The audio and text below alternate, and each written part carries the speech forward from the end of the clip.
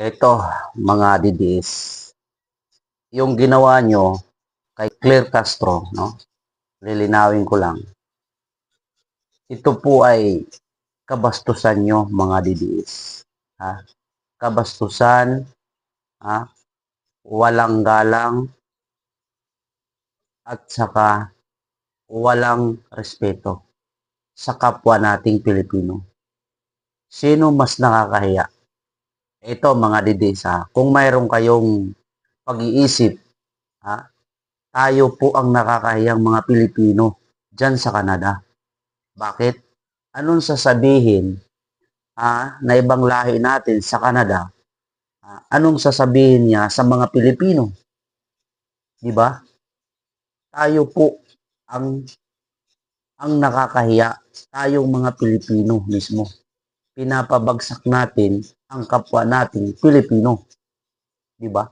Mas bababa yung pagtingin ng mga taga ibang bansa, ha, kaysa sa atin. Kasi tayong mga Pilipino, magulo po. Magulo tayo. Kasi sa kagagawan sa kapwa natin, 'di ba?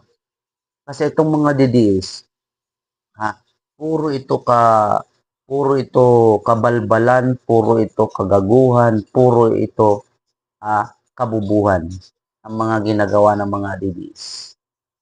Ito, mga DDS,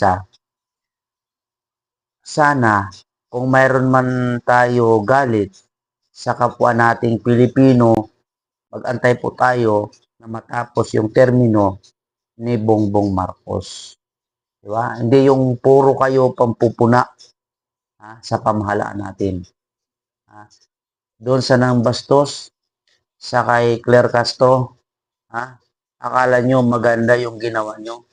No, hindi po. Kapwa po natin sila. Kapwa po natin Pilipino yun. Tandaan nyo yan, mga DDS.